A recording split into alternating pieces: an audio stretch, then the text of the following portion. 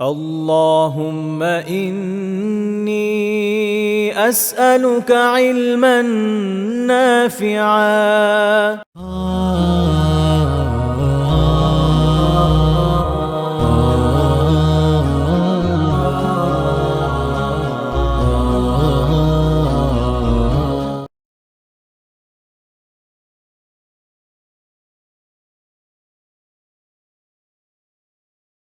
الحمد لله رب العالمين والصلاة والسلام على سيد المرسلين وعلى آله وأصحابه أجمعين. أما بعد فأعوذ بالله من الشيطان الرجيم. بسم الله الرحمن الرحيم. قل إن كنتم تحبون الله فاتبعوني يحببكم الله ويغفر لكم ذنوبكم والله غفور رحيم. وقال تعالى: يا أيها الذين آمنوا من يرتد منكم عن دينه فسوف يأتي الله بقوم يحبهم ويحبونه أذلة على المؤمنين أعزة على الكافرين يجاهدون في سبيل الله ولا يخافون لومة لائم ذلك فضل الله يؤتيه من يشاء والله واسع عليم. আল্লাহ সুবহানাহু ওয়া তাআলার দরবারে আমরা অসংখ্য গণিত শুকরিয়া আদায় করছি। আল্লাহ সুবহানাহু ওয়া তাআলা আমাদেরকে দারসুল হাদিসের আরেকটি হালাকাতে অংশগ্রহণ করার তৌফিক দান করছেন, আলহামদুলিল্লাহ। আমাদের আজকের দারসুল হাদিসের যে মেইন পয়েন্ট সেটা হচ্ছে আল্লাহ সুবহানাহু ওয়া তাআলাকে ভালোবাসা এবং আল্লাহ তাআলা যাদেরকে ভালোবাসেন তাদের চিহ্ন ইত্যাদি বিষয়ে। আমরা যদি ধরে ধরে অনুবাদ করি, বাবুন ফি আলামাতি হুব্বিল্লাহি তাআলা। বাবুন মানে হচ্ছে পরিচ্ছেদ, আলামাতু হুব্বিল্লাহি তাআলা, আল্লাহ সুবহানাহু ওয়া তাআলা যে ভালোবাসেন লিল আবদি, বান্দাকে, এটার আলামত কি? মানে আল্লাহ তাআলা আপনাকে ভালোবাসেন। আল্লাহ যখন আপনাকে ভালোবাসেন এটার কিছু চিহ্ন আছে। এই চিহ্নগুলো কি কি? ওয়াল হাসি আলা তাখাল্লুকি বিহা। এবং আল্লাহ তাআলা যে বান্দাকে ভালোবাসেন, এই ভালোবাসলে যে চিহ্নগুলো আসে, এই চিহ্নগুলো অর্জনে উৎসাহ প্রদর্শন করা হয়েছে, উদ্বুদ্ধ করা হয়েছে। ওয়াসাই ফি তাহসিলিহা, এবং এগুলো যাতে অর্জন করেন সেটার জন্য চেষ্টা করা। এখন কি কাজ করলে আল্লাহ সুবহানাহু ওয়া তাআলা আমাকে ভালোবাসবেন এবং এটার চিহ্নগুলো কি কি, এ ব্যাপারে কিছু হাদিস, আল্লাহ রাসূল সাল্লাল্লাহু আলাইহি ওয়াসাল্লামের কিছু বক্তব্য সামনে আসবে। তো এই বইয়ের যে লেখক, তিনি সংকলক, তিনি এই বিষয়ে সংশ্লিষ্ট কিছু কোরআনুল কারীমের আয়াতও নিয়ে আসছেন। তো এই কোরআনুল কারীমের যে আয়াতগুলো আছে এগুলো কি? প্রথম, আল্লাহ সুবহানাহু ওয়া তাআলা বলছেন, কুল ইন কুনতুম তুহিব্বুনাল্লাহ। হে নবী, আপনি বলে দিন যে তোমরা যদি আল্লাহকে ভালোবাসো তাহলে ফাত্তাবিউনি, আমার অনুসরণ করো। অর্থাৎ আল্লাহকে ভালোবাসেন, এটার প্রমাণ কি? এটার প্রমাণ হচ্ছে ফাত্তাবিউনি, রাসূল সাল্লাল্লাহু আলাইহি ওয়াসাল্লামের অনুসরণ করা। এখন যদি কেউ রাসূল সাল্লাল্লাহু আলাইহি ওয়াসাল্লামের অনুসরণ বাদ দিয়ে বলে যে আমার ঈমান ঠিক আছে বা আমি আল্লাহকে ভালোবাসি, এই কথাটা আসলে বাতিল কথা। এজন্য দেখবেন বিশেষ করে লেফট লেফটিস্ট কিছু মানুষ আছে, বামপন্থী কিছু মানুষ, তাদের একটা অংশ আল্লাহকে বিশ্বাস করে, আবার সে রাসূলকে মানতে চায় না, হাদিস মানতে চায় না। তো এই আয়াতে স্পষ্ট আল্লাহ সুবহানাহু ওয়া তাআলা বলেছেন যে তোমরা যদি আল্লাহকে ভালোবাসো তাহলে আমার অনুসরণ করো। তাহলে তোমরা আমাকে ভালোবাসলে, রাসূলের অনুসরণ যদি করো, কি অর্জন করবে? ইউহিব্বুকুমুল্লাহ, তাহলে আল্লাহও তোমাদেরকে ভালোবাসবেন। তাহলে এখান থেকে আমরা একটা হিন্টস পেলাম, একটা ইঙ্গিত পেলাম যে আল্লাহ তাআলা আমাকে আপনাকে ভালোবাসেন কিনা এটা বোঝার একটা মানদণ্ড আছে। এই মানদণ্ডটা কি? এই মানদণ্ডটা হচ্ছে রাসূলকে ভালোবাসা, রাসূলের সুন্নাহর অনুসরণ করা।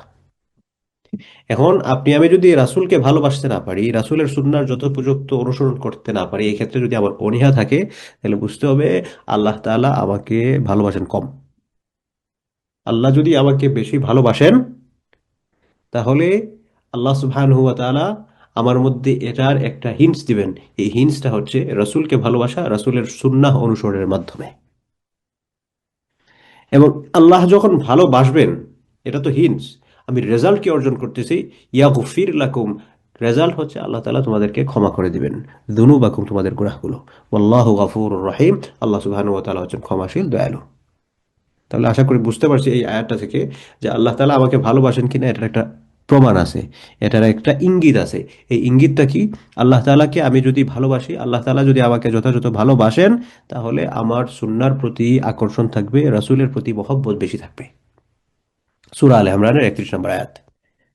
এর পরের আয়াত, এটা হচ্ছে সূরা মাইদার ৫৪ নম্বর আয়াত। ইয়া আইয়ুহাল্লাযীনা আমানু, আল্লাহ সুবহানাহু ওয়া তাআলা বলছেন, হে ঈমানদারগণ, মান ইয়ারতাদ্দা মিনকুম আন দীনিহি, মান যেই ব্যক্তি, ইয়ারতাদ্দা মিনকুম তোমাদের মধ্য থেকে যে ব্যক্তি মুখ ফিরিয়ে নিল, মুরতাদ হয়ে গেল। মুরতাদ হওয়া মানে কি? মুখ ফিরিয়ে না, দিন ছেড়ে দেয়া।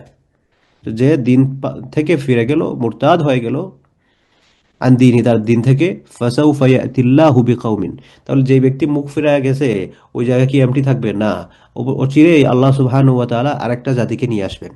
ইয়াতিল্লাহু বিকাউমিন, আল্লাহ সুবহানাহু ওয়া তাআলা একটা জাতিকে নিয়ে আসবেন। ইউহিব্বুনাহুম ইউহিব্বুহুম ওয়া ইউহিব্বুনাহু, এই জাতি হবে এমন একটা জাতি যে জাতিকে আল্লাহ তাআলা ভালোবাসেন এবং এই জাতিও আল্লাহকে ভালোবাসে। অর্থাৎ একজন মানুষ সে দিন থেকে মুখ ফিরে নিছে, তার ওই জায়গাটা খালি থাকবে না, তার এই জায়গাটা খালি থাকবে না, এই জায়গাটা ভরে যাবে। কিভাবে আল্লাহ সুবহানাহু ওয়া তাআলা ভরবেন? যে ওই ব্যক্তি যখনই দিন থেকে মুখ ফিরে নিছে, তাকে সরিয়ে দিয়ে এই জায়গায় আল্লাহ সুবহানাহু ওয়া তাআলা আরেকটা জাতিকে নিয়ে আসবেন, যে এমন জাতি হবে যে জাতি আল্লাহ সুবহানাহু ওয়া তাআলার ভালোবাসা প্রাপ্ত এবং এই জাতীয় আল্লাহকে ভালোবাসবে। আযিল্লাতিন আলাল মুমিনিনা আইজ্জাতিন আলাল কাফিরিন, এবং এই দল তারা মুমিনদের প্রতি কোমল হবে, তাদের সফট কর্নার কাজ করবে ইমানদারদের প্রতি, এবং কাফেরদের প্রতি তারা হবে অত্যন্ত কঠোর। ইউজাহিদুনা ফি সাবিলিল্লাহ, তারা আল্লাহর রাস্তায় লড়াই করবে, সংগ্রাম করবে, জিহাদ করবে।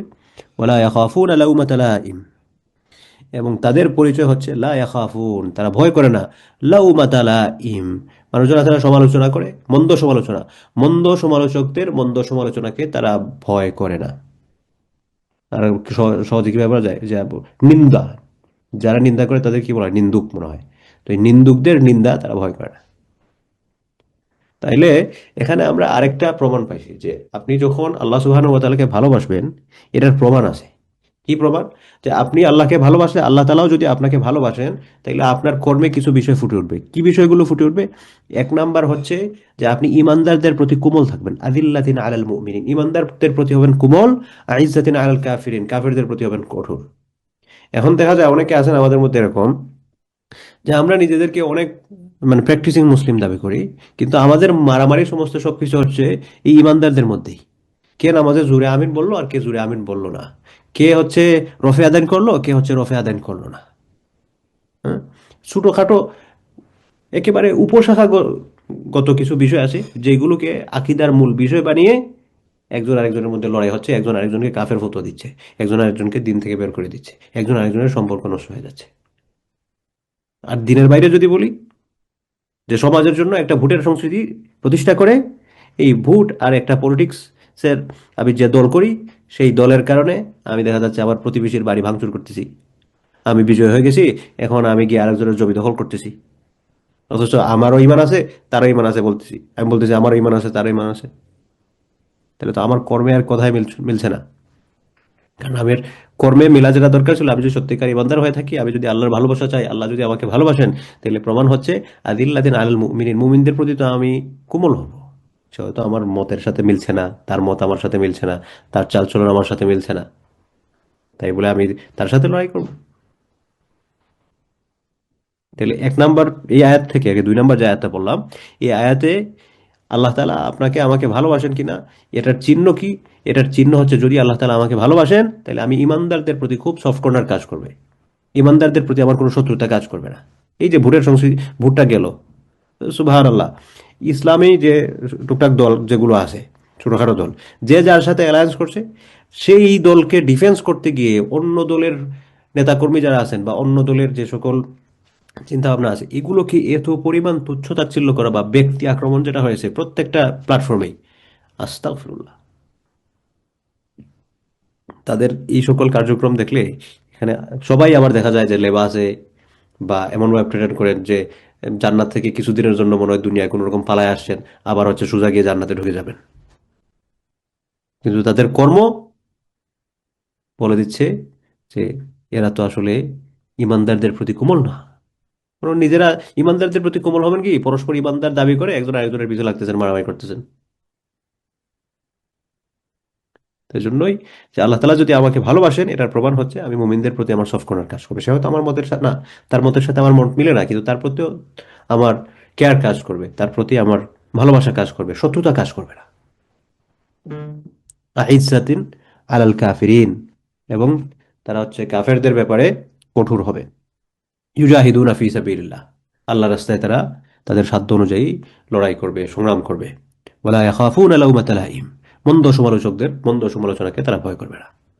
এর জন্য দেখা যায় বিশেষ করে যে সকল ভাই বোনেরা, এটা যেহেতু বোনেদের হালাকা, যে বোনেরা যারা হচ্ছেন এমন ব্যাকগ্রাউন্ড থেকে উঠে আসছেন যেখানে দিনই পরিবেশ বলতে কিছু নাই, হঠাৎ করে দিন প্র্যাকটিস করা যখন শুরু করেন, তাদের সার্কেলে তাদেরকে অত্যন্ত তুচ্ছ-তাচ্ছিল্য করা হয়। হ্যাঁ, পীর সাহেব হয়ে গেছেন, তালেবান হয়ে গেছেন, এই আফগানি হয়ে গেছেন, এই হয়ে গেছেন, সেই হয়ে গেছেন, অনেক ধরনের তুচ্ছ-তাচ্ছিল্য করা হয়। তো এই তুচ্ছ-তাচ্ছিল্যের জায়গা থেকে আপনি আমি যদি ওই রকম চিন্তা করতে পারি যে না, আমি তো দিনের জন্য আমি যেটা করতেছি এটা ঠিক, করার জন্য অনুযায়ী এটা ঠিক, এবং এটা আমার জন্য করা জরুরি, এটা আমার উপর ফরজ, কে কি বলতেছে আমি কারোর নিন্দাকে ভয় পাই না, এগুলাকে পরোয়া করি না, তার মানে হচ্ছে আল্লাহ তাআলা আপনাকে ভালোবাসেন। দেখা যায় যে আপনি আহ, হিজাব করতেছেন, হিজাব করার পর হচ্ছে, আরে আরে সারাদিন চললে এরকম, ওখান থেকে হঠাৎ করে হুজুর হয়ে গেলি। এখন আপনি এটা শুনে শরম পাওয়া শুরু করলেন, আবার হচ্ছে এটাকে কনফিডেন্টলি হ্যান্ডেল করতে পারছেন না। তাহলে বুঝতে হবে যে আল্লাহ তালা আপনাকে এখনো ভালোবাসেন নাই পুরাপুরি। আল্লাহ তালা যদি আপনাকে আমাকে পুরাপুরি ভালোবাসেন, লা ইয়াখাফুনা লাউমাতা লাইম, মন্দ মানুষের মন্দ সমালোচকদের মন্দ সমালোচনা আমরা কোনো পরোয়া করবো না। যালিকা ফাদলুল্লাহি ইউতিহি মান ইয়াশা, যালিকা ফাদলুল্লাহ, আল্লাহর মহব্বত, আল্লাহর ভালোবাসা যেটা, এটা হচ্ছে আল্লাহর দয়া, আল্লাহর ফজল। ইউতিহি মান ইয়াশা, যাকে ইচ্ছা তিনি দেন। আল্লাহু ওয়াসিউন আলিম, আল্লাহ সুবহানাহু ওয়া তাআলা ওয়াসি। ওয়াসি মানে হচ্ছে আহ, সব জায়গায় সর্বব্যাপ্ত বলতে পারি আর কি। আলিম, তিনি হচ্ছেন সবকিছু জানেন, সবকিছু তার নহৎপর্ণে, সবকিছু তিনি জানেন। এবার হাদিসের দিকে যাই, 386 নম্বর হাদিস। আন আবি হুরায়রা রাদিয়াল্লাহু আনহু, হাদিসটা বর্ণনা করতেছেন হচ্ছে আবু হুরায়রা রাদিয়াল্লাহু আনহু। قال رسول الله صلى الله عليه وسلم, রাসূল সাল্লাল্লাহু আলাইহি ওয়াসাল্লাম বলেন, ইন্নাল্লাহ তাআলা قال, আল্লাহ সুবহানাহু ওয়া তাআলা বলেছেন।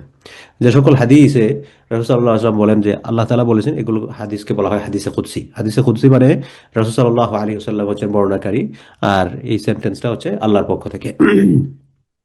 তো এই হাদিস যেটা সামনে আসছে এটাও হাদিসে কুদসি, কথাগুলো হচ্ছে আল্লাহ তাআলার। কি কথা? আল্লাহ রাসূল সাল্লাল্লাহু আলাইহি ওয়াসাল্লাম বলেন, আল্লাহ তাআলা বলেছেন, মান আদা লি ওয়ালিয়ান ফাকাদ আযানতুহু বিল হারব। মান আদা, যে হচ্ছে শত্রুতা করে, যে শত্রুতা করে কার সাথে?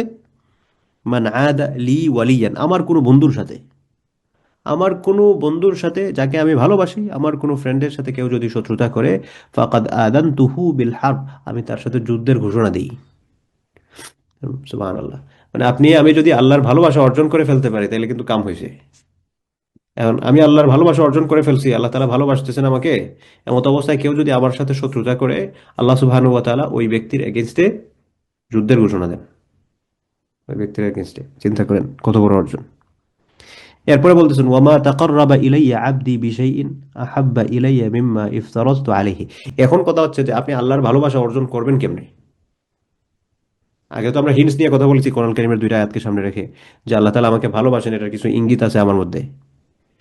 এখন আল্লাহ তাআলার ভালোবাসা আমি অর্জন কিভাবে করব, কি করলে আল্লাহ তাআলা আমাকে ভালোবাসবেন এবং ইঙ্গিতগুলো আমার মধ্যে ফুটবে, এই কথাটাই আল্লাহ রাসূল বলতেছেন আল্লাহ তাআলার বক্তব্য থেকে।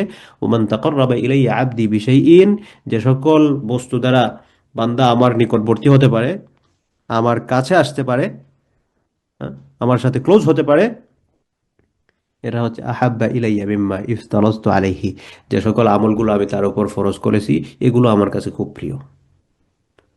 সহজ কথা হচ্ছে ফরজ ইবাদতের মাধ্যমে সে আমার কাছে, আমার নিকটে আসতে পারে, আমার ভালোবাসার পাত্রে পরিণত হতে পারে। তাইলে আল্লাহর ভালোবাসা অর্জন করতে হলে আমরা কিভাবে আল্লাহ সুবহানাহু ওয়া তাআলার ভালোবাসা অর্জন করব? আল্লাহ সুবহানাহু ওয়া তাআলার ভালোবাসা অর্জনের কয়েকটা মাধ্যমের একটা মাধ্যম হচ্ছে ফরজ ইবাদতগুলো যথাযথভাবে আদায় করা। এরা বলেছেন আহাব্বা ইলাইয়া, আমার কাছে প্রিয়, মিম্মা ইফতারাতু আলাইহি, যা আমি তার উপর ফরজ করেছি। এরপর ফরজ ইবাদতগুলো আদায় করার পর, এটা হচ্ছে ফার্স্ট স্টেপ আল্লাহর ভালোবাসা অর্জনের, যে আপনি ফরজ ইবাদতগুলো ঠিকঠাক আদায় করছেন। ফরজ ইবাদতগুলো আদায় করার পর এরপরে তাহলে কি দায়িত্ব শেষ? না। ওয়ামা ইয়াজালু আবদি ইয়াতাকাররাবু ইলাইয়া বিন নওয়াফিল, ফরজ ইবাদতগুলো দ্বারা নৈকট্য আল্লাহ তাআলার লাভ করার পর এরপরে বান্দা নফল নামাজ, নফল ইবাদত করে। এবং নফল ইবাদত যখন করে, আল্লাহ তাআলা বলছেন ওয়া মা ইয়াজালু আবদি ইয়াতাকাররাবু ইলাইয়া বিন নওয়াফিল, নফলের মাধ্যমে বান্দা আমার নিকটবর্তী হতে থাকে, হাত্তা উহিব্বুহু, এই হতে হতে আমি তাকে ভালোবাসি। অর্থাৎ আল্লাহর ভালোবাসা অর্জনের মাধ্যম, এক নম্বর মাধ্যম হচ্ছে ফরজ ইবাদত করা। ফরজ ইবাদত করা যখন আপনি যখন করবেন, আপনি আল্লাহর ভালোবাসার পাওয়ার পথের হাঁটতেছেন, চলছেন চলছেন চলছেন চলছেন, আল্লাহ তাআলা আপনাকে ভালোবাসার দিকে এগুচ্ছেন বা ভালোবাসা আস্তে আস্তে শুরু করছেন। এমত অবস্থায় ফরজ ইবাদতগুলো যথাযথভাবে করার পর যখন নফল ইবাদতগুলো আমাদের পক্ষ থেকে করা হয়, তখন আল্লাহ সুবহানাহু ওয়া তাআলা বলেন আমি তাকে পুরোপুরি ভালোবাসি, হাত্তা উহিব্বু, আমি তাকে ভালোবাসি, ফাইদা আহবাবতুহু, আর যখন আমি তাকে ভালোবাসি, ভালোবাসি মানে হচ্ছে আল্লাহ তাআলা যখন পুরোপুরি তাকে ভালোবাসেন, তখন কি হয়, কুনতু সামউহু, আমি তার কান হয়ে যাই, আল্লাযী ইয়াসমাউ বিহি, যেটার মাধ্যমে সে শুনে। আমি তার শ্রোতা, শোনার মাধ্যম হয়ে যায়, যে মাধ্যমে শুনে। এখন শোনার মাধ্যম কি? শোনার মাধ্যম হচ্ছে কান। এই কথাটাই আল্লাহ সুবহানাহু ওয়া তাআলা বলছেন যে কুনতু সামআহু আল্লাযী ইয়াসমাউ বিহি, আমি তার কান হয়ে যাই যে মাধ্যমে সে শুনে। ওয়া বাসারুহু আল্লাযী ইউবসিরু বিহি, আমি তার চোখ হয়ে যাই যে মাধ্যমে সে দেখে। ওয়া ইয়াদাহু আল্লাতী ইয়াবতিশু বিহা, আমি তার হাত হয়ে যাই, আমি তার হাত হয়ে যাই, যা দ্বারা আল্লাতী ইয়াবতিশু বিহি, যেটা দ্বারা হচ্ছে সে কোনো কিছু টাচ করে ধরে। ওয়া রিজলাহু আল্লাতী ইয়ামশি বিহা, আমি তার পা হয়ে যাই যেটার মাধ্যমে সে চলে। ওয়া ইযা সাআলানি আতাইতুহু, সে যখন আমার কাছে কিছু চায় আমি তাকে দেই। ওয়ালা ইন ইস্তাআযানি লা উঈযান্নাহু, আর সে যখন আমার কাছে কোনো কিছু থেকে পানাহ চায় বা আশ্রয় চায়, আমি অবশ্যই অবশ্যই লা উঈযান্নাহু, অবশ্যই অবশ্যই আমি তাকে আশ্রয় দেই। তাহলে এই শেষ দিকে এসে কয়েকটা যে বললেন যে আমি তার কান হয়ে যাই, আমি তার চোখ হয়ে যাই, এর মানে কি? মানে হচ্ছে আল্লাহ তাআলা আমার কান হয়ে যাওয়া মানে আমি সে বিষয়গুলোই শুনবো যা আল্লাহ তাআলা চান। আল্লাহ তাআলার অপছন্দনীয় কোনো কিছু আমি আর শুনবো না। আল্লাহ তাআলা আমার চোখ হয়ে যান মানে আমি এমন কিছুই দেখি যেটা আল্লাহর পছন্দ, আল্লাহর অপছন্দনীয় কোনো কিছু আমি দেখি না। আমি আমার হাত আল্লাহ হয়ে যান মানে আমি হাত দিয়ে এমন কিছু ধরি বা এমন কিছু করি যেটা আল্লাহর পছন্দ, আমার হাত দিয়ে আল্লাহর অপছন্দনীয় কোনো কিছু হয় না। আল্লাহ তাআলা আমার পা হয়ে যান মানে কি, যে যে পা দিয়ে আমি চলি, আমার পা আল্লাহ তাআলার অপছন্দনীয় কোনো পথে চলে না। সুবহানাল্লাহ। অর্থাৎ আপনি আমি যদি আল্লাহর ভালোবাসা অর্জন করতে পারি, তাহলে আমার সবচেয়ে বড় বেনিফিট হবে যে আমার চোখের গুণা, আমার কানের গুণা, আমার হাতের গুণা, আমার পায়ের গুণা, এগুলো কমে আসবে বা বলা যায় বন্ধ হয়ে যাবে। কারণ কি? কারণ হচ্ছে ওই যে আল্লাহ তাআলা বলেছেন যেগুলো নিয়ন্ত্রণ তো আল্লাহর হাতে সরাসরি। আল্লাহ বলেছেন, এই তুমি এটা এটা এটা আমি পছন্দ করি না, এটা তুমি দেখতে পারবে না। এটা ধরতে না, এটা আমি পছন্দ করি না, তুমি ধরতে পারবে না। এই পথে না, এটা আমি পছন্দ করি না, তুমি এই পথে হাঁটতে পারবে না। সুবহানাল্লাহ, এরকম আর কি। হুম। এরপরে এগুলো তো হচ্ছে গুনাহ থেকে বাঁচার। এরপরে অন্যতম অ্যাচিভমেন্ট হচ্ছে, আল্লাহ তাআলা যদি আমাকে ভালোবাসেন, অন্যতম অ্যাচিভমেন্ট হচ্ছে যে আপনি আল্লাহর কাছে যেটা চাইবেন আল্লাহ সেটাই দিবেন। মুস্তাজাবুদ দাওয়া বলা হয়। দোয়া কবুল, না আপনি দোয়া করবেন দোয়া কবুল হবে, দোয়া করবেন দোয়া কবুল হবে। কোনো কিছু থেকে পানা চাইবেন আল্লাহ তাআলা আপনাকে পানা দিবেন, আশ্রয় দিবেন। সুবহানাল্লাহ। তাহলে এই হাদিসটা থেকে আমরা জানতে পারলাম, হাদিসে কুদসি থেকে, যে আল্লাহ তাআলার ভালোবাসা পেতে হলে কি করতে হবে। হুম? আয়াত থেকে জেনেছিলাম হচ্ছে আল্লাহ তাআলার ভালোবাসার হিন্টস কি, আল্লাহ তাআলা যে আমাকে ভালোবাসেন এটার প্রমাণ কি। আর হাদিস থেকে জানলাম যে আল্লাহ সুবহানাহু ওয়া তাআলা কে ভালোবাসতে আমি কি কি পথ অবলম্বন করতে হবে। এরপরে 387 নম্বর হাদিস, ওয়া আনহু রাদিয়াল্লাহু আনহু, সেম সাহাবী থেকে বর্ণিত। সেম সাহাবী কে? আবু হুরায়রা রাদিয়াল্লাহু আনহু। আনিন নবী সাল্লাল্লাহু আলাইহি ওয়াসাল্লাম قال, নবী করিম সাল্লাল্লাহু আলাইহি ওয়াসাল্লাম থেকে বর্ণনা করতেছেন, ইদা আহাব্বাল্লাহু তাআলা আল আবদা, যখন আল্লাহ তাআলা কোনো বান্দাকে ভালোবাসেন, নাদা জিবরিল, তখন তিনি জিবরাইল আলাইহিস সালাতু ওয়াস সালামকে ডেকে বলেন, ইন্নাল্লাহা তাআলা ইউহিব্বু ফুলানান, নিশ্চয় আল্লাহ সুবহানাহু ওয়া তাআলা অমুককে ভালোবাসেন, ফাআহবিবহু, সুতরাং তুমিও তাকে ভালোবাসো। ফায়ুহিব্বুহু জিবরাইল, এই কথা যখন বলেন তখন জিবরাইল আলাইহিস সালাম ওই ব্যক্তিকে ভালোবাসতে থাকেন। অর্থাৎ ধরেন আপনাকে আল্লাহ তাআলা ভালোবাসেন, আপনাকে আল্লাহ সুবহানাহু ওয়া তাআলা ভালোবাসার পর আল্লাহ সুবহানাহু ওয়া তাআলা জিবরাইল ইসলামকে ডেকে বলবেন, ওই জিবরাইল, আমি শুনো, আমি কিন্তু অমুককে ভালোবাসি, সুতরাং তুমিও ভালোবাসো। তখন জিবরাইল আলাইহিস সালাম আল্লাহকে বলবেন, আল্লাহ ঠিক আছে, আমিও তাকে ভালোবাসি, আপনি তাকে ভালোবাসেন, আমিও তাকে ভালোবাসি। জিবরাইল আলাইহিস সালাম ওই ব্যক্তিকে ভালোবাসবেন। ভালোবাসার পর ফায়ুনাদি, জিবরাইল আলাইহিস সালাতু ওয়াস সালাম তিনি ঘোষণা করবেন, ফিস সামা, ফি আহলিস সামা, আকাশের মধ্যে যারা যারা আছেন। আকাশের মধ্যে কারা আছেন? ফেরেশতারা। এই আকাশের মধ্যে যে সকল ফেরেশতারা আছেন, তো তখন ওই সকল ফেরেশতাদের বা আকাশবাসী যারা আছেন, আকাশবাসীদের উদ্দেশ্যে জিব্রাইল আলাইহিস সালাতু ওয়াস সালাম ঘোষণা দেন, ইন্নাল্লাহা ইউহিব্বু ফুলানান, ও আকাশবাসী, নিশ্চয় আল্লাহ সুবহানাহু ওয়া তাআলা অমুককে ভালোবাসেন, ফাহিব্বুহু, সুতরাং তোমরা তাকে ভালোবাসো, ওয়া ইউহিব্বুহু আহলিস সামা। এই ঘোষণার পর আকাশবাসী যারা আছেন, এই আকাশবাসীরা তাকে ভালোবাসতে শুরু করেন। এই আকাশবাসী কারা? ওই 1 নম্বর টিকা এখানে লিখে দেওয়া হয়েছে, আহলুস সামা অর্থাৎ আল মালাইকাতুল আতহার, পবিত্র ফেরেশতাগণ। ফেরেশতারা সবাই তো পবিত্র, অপবিত্র তো কোনো ফেরেশতা নেই, মানে সম্মানিত ফেরেশতাগণ আর কি। ফেরেশতারা ওই ব্যক্তিকে ভালোবাসতে থাকে। সুম্মা ইউদাউ লাহুল কাবুলু ফিল আরদি, এবং আকাশবাসী যারা আছেন, এই আকাশবাসীরা যখন ওই ব্যক্তিকে ভালোবাসে, তখন পৃথিবীর মধ্যেও তাকে গ্রহণযোগ্য করার, অ্যাকসেপ্টেবল সিচুয়েশনে তাকে আপতিত করা হয়। অর্থাৎ আকাশবাসী যখন আপনাকে ভালোবাসেন, তখন দুনিয়ার মানুষগণ আপনাকে খুব সহজে অ্যাকসেপ্ট করে নেবে, দুনিয়ার মানুষরাও আপনাকে ভালোবাসবে। মুত্তাফাকুন আলাইহি, বুখারী মুসলিমের হাদিস। So it's a very big achievement. আপনি আল্লাহর ভালোবাসা পেলে, আল্লাহ যদি আপনাকে ভালোবাসেন, কিভাবে ভালোবাসবে আগে তো মাধ্যমগুলো বলে আসছি। তো এই মাধ্যমগুলো যখন আপনি অর্জন করতে পারবেন, এই মাধ্যমগুলো অর্জন করলে আল্লাহ সুবহানাহু ওয়া তাআলা তিনি জিব্রাইলকে বলবেন, জিব্রাইল, অমুককে আমি ভালোবাসি, তুমিও ভালোবাসো। জিব্রাইল বলবেন, আল্লাহ ঠিক আছে, আমি অমুককে ভালোবাসলাম। তারপর জিব্রাইল আকাশবাসীদের উদ্দেশ্য করে বলবে, ওই ফেরেশতারা, আল্লাহ তাআলা অমুককে ভালোবাসেন, আমিও তাকে ভালোবাসি, তোমরাও তাকে ভালোবাসো। তখন তারা সবাই ওই ব্যক্তিকে ভালোবাসে, আপনাকে ভালোবাসবে। সবাই যখন আপনাকে ভালোবাসবেন, দুনিয়াতে আপনার গ্রহণযোগ্যতা বাড়তে থাকবে, দুনিয়াতে আপনার গ্রহণযোগ্যতা বাড়তে থাকবে। তো অনেক সময় অনেক ভাই বোনেরা জিজ্ঞেস করেন যে আমি ফ্যামিলিতে আমার অবস্থান একটু নড়বড়ে, বা মানুষ খারাপ ব্যবহার করে, বা এই সেই। এই জন্য এ সকল ক্ষেত্র থেকে আহ, উঠে আসার কয়েকটা মাধ্যমের একটা মাধ্যম হলো যে আপনি আল্লাহর ক্লোজ হওয়ার চেষ্টা করেন, আল্লাহকে যথাযথ ভাবে ডাকেন, আল্লাহর প্রিয় পাত্র হওয়ার চেষ্টা করেন। আল্লাহ সুবহানাহু ওয়া তাআলার প্রিয় পাত্র হয়ে গেলে আপনার এই সকল অবস্থানগুলো তুলনামূলক কেটে যাবে ইনশাআল্লাহ। এখান থেকে আপনি খুব সহজেই বের হয়ে আসার মাধ্যম আপনি পেয়ে যাবেন ইনশাআল্লাহ।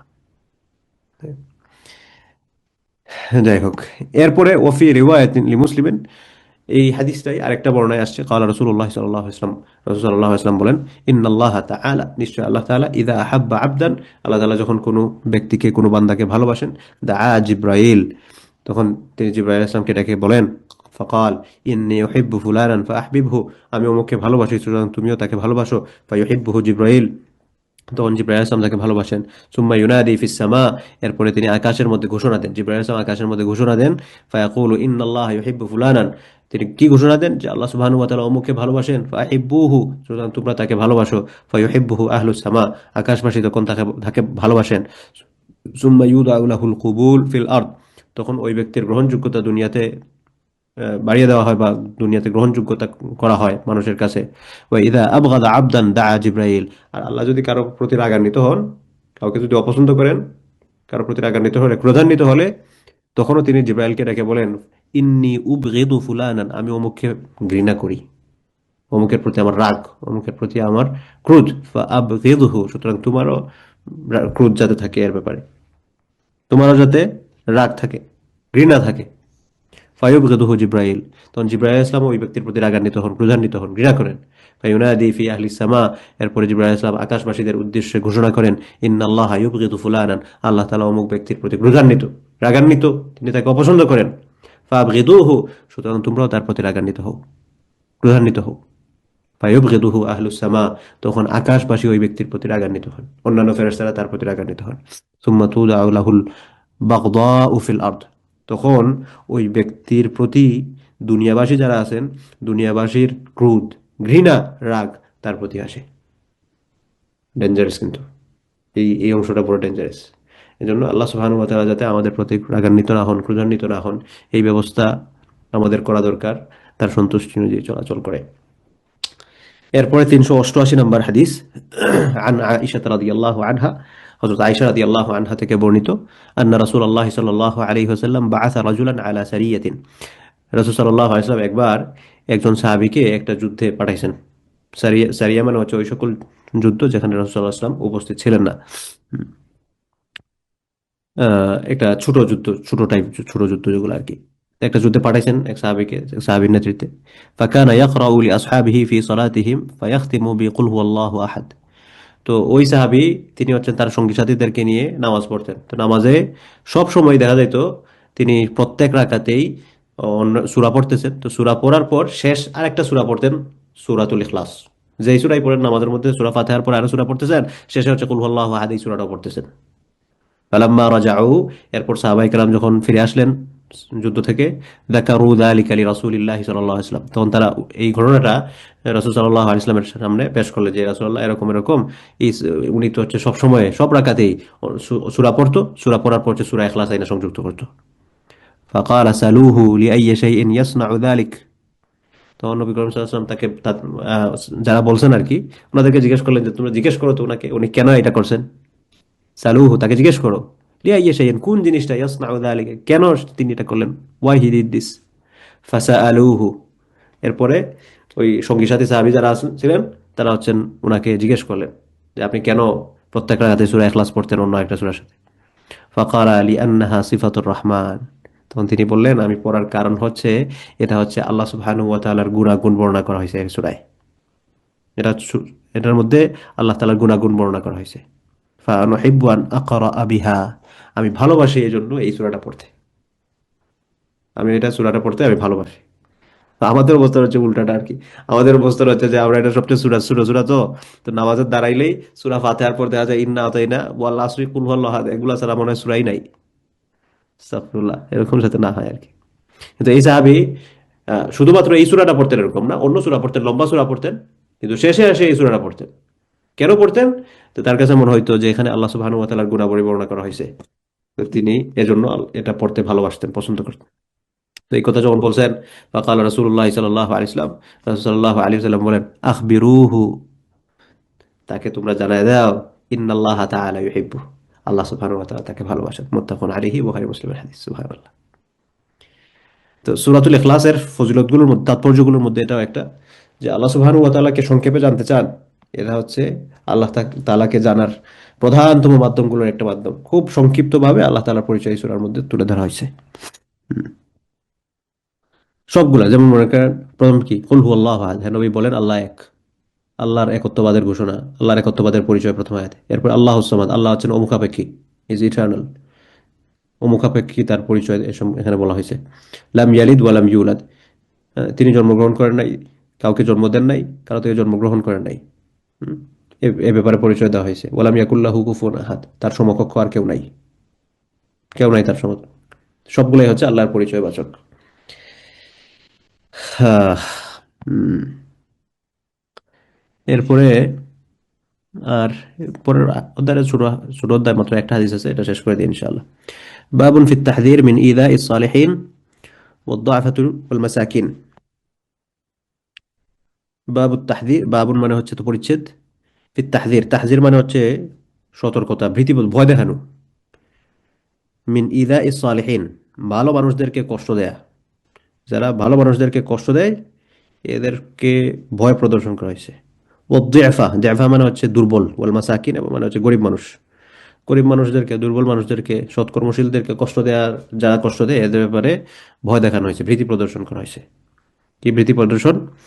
قال الله تعالى, আল্লাহ সুবহানাহু ওয়া তাআলা বলছেন, ওয়াল্লাযীনা ইউযুনাল মুমিনিনা ওয়াল মুমিনাত, যারা হচ্ছে ঈমানদার পুরুষ এবং নারীদেরকে কষ্ট দেয়, বিগাইরি মাকতাসাবু, কোনো প্রকার অপরাধ ছাড়া, ফাকাদ ইহতামালু বুহতানাও ওয়া ইসমান মুবিনা, তারা অবশ্যই ফাকাদ ইহতামালু, তারা হচ্ছে বহন করে, বুহতানান, মিথ্যা অপবাদের সাথে, তারা মিথ্যা অপবাদ দেওয়ার যে গুনাহ এটা বহন করে। ওয়া ইসমান মুবিনা, এবং স্পষ্ট, ইসমান মানে হচ্ছে গুনাহ অপরাধ, মুবিনা মানে হচ্ছে স্পষ্ট, স্পষ্ট অপরাধের বোঝা তারা বহন করে। অর্থাৎ যারা ইমানদারদেরকে কষ্ট দেয়, সেটা যে কোনো কারণ নেই হোক, অন্যায়ভাবে যখন কোনো মানুষকে কষ্ট দেওয়া হয়, সে আসলে এক নাম্বার হচ্ছে সে মিথ্যা অপবাদ দেওয়ার পাপ বহন করে, দুই নাম্বার হচ্ছে সে সুস্পষ্ট প্রকাশ্য অপরাধ বহন করে। তাহলে এখান থেকে যে মানুষদেরকে কষ্ট দেয়া, ইমানদারদেরকে কষ্ট দেয়া, এটার পরিণতি কি বা পরিণাম কি, এটার শাস্তি কি?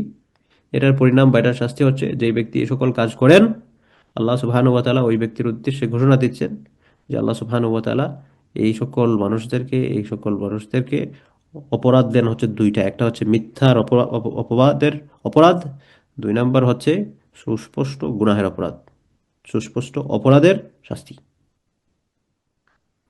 এরপর আল্লাহ সুবহানাহু ওয়া তাআলা বলছেন, ফাআম্মাল ইয়াতীমা ফালা তাকহার, এতিমদের প্রতি তুমি লা তাকহার, কঠোরতা প্রদর্শন করো না, ধমক দিও না। তো তাকহার, তাকহার এবং তানহার মোটামুটি সমর্থবোধক। তাকহার মানে হচ্ছে কঠোর হওয়া। আবু আম্মা সাইলা ফালা তানহার, কেউ যদি তোমার কাছে কোনো কিছু চায়, কোনো গরিব মানুষ এসে সওয়াল করেছে, তাকে তুমি ধমক দিও না। ও আম্মাল হাদিস ফাকাসীরাতুম মিনহা, হাদিস, অনেক হাদিস আছে এই সকল ব্যাপারে, যে সকল ব্যাপারে আপনার অন্যান্য অধ্যায়গুলোতে অনেকগুলো হাদিস বর্ণনা হয়েছে। এর মধ্যে সর্বশেষ একটা হাদিস আমরা আগের অধ্যায়ে যেটা পড়ে আসছি, যে মান আদালি ওয়ালিয়ান ফাকাদ আযানতুহু বিল হারব। আল্লাহ সুবহানাহু ওয়া তাআলা যাকে ভালোবাসেন, তাকে কেউ যদি কষ্ট দেয়, তাহলে আল্লাহ সুবহানাহু ওয়া তাআলা ওই ব্যক্তির বিরুদ্ধে যুদ্ধ ঘোষণা করেন। তখন দেখা যায় আপনি সৎকর্মশীল কাউকে কষ্ট দিচ্ছেন, সৎকর্মশীলরা তো আল্লাহর বন্ধু, তার মানে হচ্ছে আপনি কষ্ট দিচ্ছেন, আপনি আল্লাহর সাথে যুদ্ধ ঘোষণা করতেছেন। আল্লাহর সাথে যুদ্ধ করার ক্ষমতা আছে? ফুটুস হয়ে যাবো সবাই। তাও একটা হাদিস এ ব্যাপারে আনা হয়েছে, আমরা এই হাদিসটা দেখি। সাদ ইবনে আবি ওয়াক্কাস রাদিয়াল্লাহু আনহু থেকে বর্ণিত। তো তিনি বলতেছেন, সাদ ইবনে আবি ওয়াক্কাস রাদিয়াল্লাহু আনহু থেকে আর কি, যে ইয়া আবা বকর, ও আবু বকর, আবু বকর রাদিয়াল্লাহু আনহুকে উদ্দেশ্য করে, লা ইন কুনতা আগদাবতাহুম লাকাদ লাকাদ আগদাবতা রাব্বাক। তো তিনি বলতেছেন